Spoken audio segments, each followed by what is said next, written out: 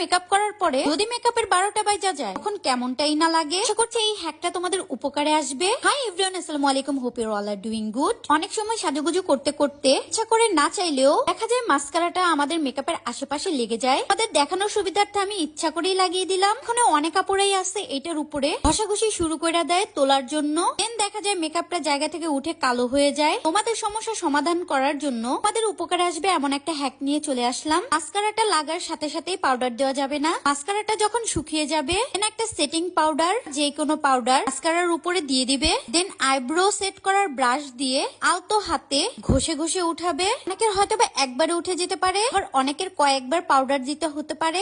প্রথমবারে আমি পাউডার দেওয়ার পরে মাস্কারাটা অনেকটাই হালকা হয়ে গেছে। তারপরে আমি 3বারের মতো পাউডারটা দিয়ে দিয়েছি। তো আমার মাস্কারাটা একটু ওয়াটারপ্রুফ ছিল। তো দেখো তোমরা রেজাল্টটা, ফাউন্ডেশন কোনো প্রকারে নষ্ট হয়ে যায়নি। হ্যাকটা অনেক বেশি ভালো লেগেছে। ভালোবাসার মানুষদের সাথে ভিডিওটি বেশি বেশি করে শেয়ার করে দাও। নতুন নতুন ভিডিও দেখার জন্য আমার ফেসবুক পেজটি ফলো করো।